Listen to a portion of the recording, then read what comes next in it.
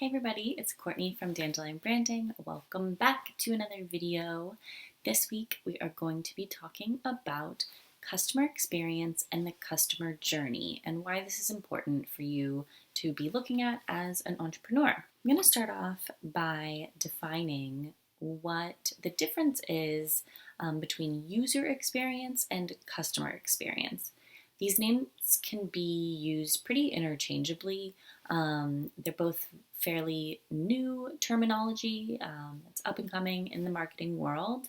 But we like to use the term customer experience because we think it speaks more broadly than just the user experience on a website. Most of the time, UX or user experience is referring to an online experience that person has had with your business. Customer experience, though, is a bit more broad, and it encompasses other parts of the real customer's experience with your business that may not happen online.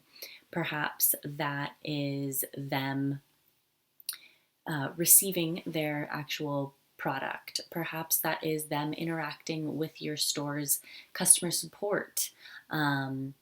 Things that are sort of outside of the normal trajectory of your customer seeing an ad or some sort of marketing initiative, going to your website and placing an order.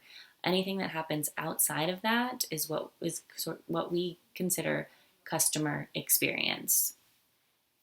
There's also another distinction between customer experience and customer journey. So the customer experience, like I mentioned, is sort of any interaction that this person may have with your business. But the customer journey is a bit more specific. That's actually something that's specific to a particular marketing initiative or particular trajectory that you would like that customer to move through. Perhaps it's a funnel. That's a really common one these days.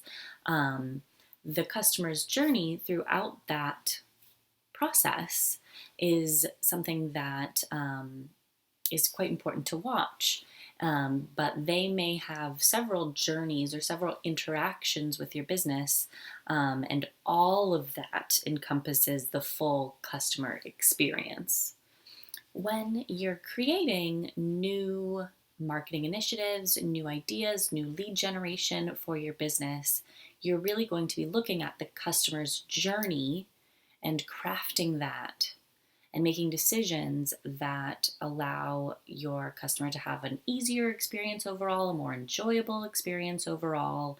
But really, you're going to be making decisions on that specific journey that you're actively working on. One tool that can be used to give you a better idea of the customer journey throughout this marketing initiative is something called a customer journey map. And what that does is really visually lays out every interaction or touch point that you as a business might have with that customer. Here's an example. Let's say that your funnel is to get folks to sign up for your email list, and you're giving away some sort of a freebie. So they're going to see a landing page. If they sign up, then they are going to be on your email list. They will probably receive an email from you with that freebie. Then they'll be able to receive further emails from you, however that freebie may end, might lead them to making a purchase, visiting your site, seeing some other valuable content, but then they're on your email list, so then you can nurture them that way. And with the ultimate goal of them making a purchase or somehow completing some sort of transaction with you as a business, depending on what it is that you sell. And so those sort of steps along this process are what makes up this customer journey map. So it's each individual touch point that you as a business have with this customer or this user as they're moving through this funnel. And every single decision along the way contributes to their overall experience, their overall interpretation of you as a brand, And ultimately, how it will affect how much they trust or don't trust you as a business owner or your business in general. And really, trust is the name of the game when it comes to customer experience. If we can get the potential customer to feel trust towards your business, then you are in a great spot, because that's really the crux of most purchasing decisions, is whether or not the person trusts your business for giving them a good quality product and not taking their money and running. With online businesses, we have to work a little bit harder to elicit that trust, and there's a lot of tools in which we can do that.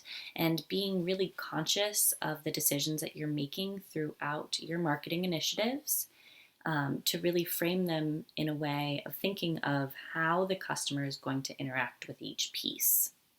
It will be really beneficial for you to be looking at it in that way. It might be a really great idea in terms of lead gen, but if it's not going to serve you in the end goal of getting that person to become a customer or to convert in some way, then it's really not going to serve you. So, customer journey mapping can be really helpful in order to have a better understanding of the entire process and to sort of get your mind out of the nitty-gritty details. It can be easy to sort of get lost and get mixed up within those small details, and lose sight of some of the larger end goals. And this is definitely a problem we see with a lot of small businesses, and something that we think that customer journey mapping can definitely help with. Because the customer journey is specific to a particular marketing initiative, this information is going to help you to see a more in-depth look at these different customer groups. Because every marketing initiative you have is going to appeal to a different group of people, just depending on what it is. Maybe that creative asset speaks to some folks and doesn't speak to others. Perhaps the caption in the post is really effective on some people more than others as well. There's always going to be those little distinctions that change who that ad or marketing initiative really resonates with. And so by looking at the customer journey individually for every initiative, you're going to have a better understanding of the different customer groups that come into your wheelhouse. You're going to understand their traffic source. You're going to understand all of the touch points that they interacted with prior to just ending up on your regular ongoing email list or ending up just on your website. And so you'll have a better understanding of their full experience with your brand if you are doing that preliminary work and mapping out the full journey of each marketing initiative that you're doing. And that's really why this process matters for any type of business, because you're going to be able to pinpoint perhaps when certain customer groups fell off. This is incredibly important if you're looking at customer lifetime value. You can see more accurately how folks are interacting with your brand and maybe what works better for some groups versus others. And you can make more informed decisions moving forward once you have that information. Trust me. I've, I think that this is something that maybe doesn't seem as important if you're just a small business and you are just sort of dipping your toes in the water in terms of digital marketing. I can see how looking at the customer experience doesn't really seem all that important, because you're just sort of trying to get your day-to-day stuff under wraps, and that's totally fine. But by reframing it a little bit and really thinking about putting your customers first, you're going to be better positioning yourself in terms of scaling in the future because you will have all of the data that you need. This is something that large companies absolutely look at, no doubt there. I've worked with some large e-com businesses in setting up some of these customer experience journeys and understanding where folks came from and where they're falling off, lifetime value and things. And if this is set up beforehand and you're able to track this just on a regular basis, you're gonna be a lot better off than having to look back and sort of scramble and try to figure out where these folks came in from, how long they've been customers, the quality of the customer essentially is what you're going to be figuring out through this process. The only downside to setting something like this up is that it does take a little bit of time up front and it takes some thought. With marketing, we move incredibly quickly.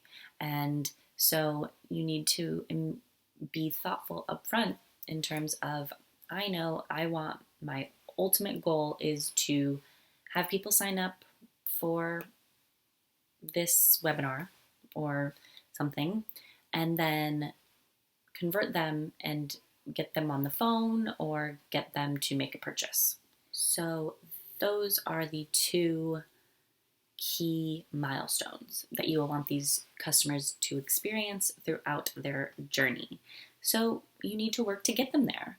If your landing page is confusing, they can't find out where to click, there's too much going on, or things aren't loading, even something as small as button color or button copy, headline copy, headline size, image assets on the actual page. If those aren't resonating with your ideal customer, then that's going to be a waste of your time. And if you put advertising dollars behind that, it's going to be a waste of your money. So this is why we've previously in previous content, previous blogs and videos, we've spoken about understanding and knowing your ideal customer. That's an important first step before any of this. So that's a disclaimer. There are design decisions, there are copy decisions, all of which really matter to your ideal customer. And if you're not resonating with them, then they are not going to complete the actions that you want them to complete. So all of these decisions make up aspects of the customer journey. And each individual customer journey makes up parts of the overall customer experience.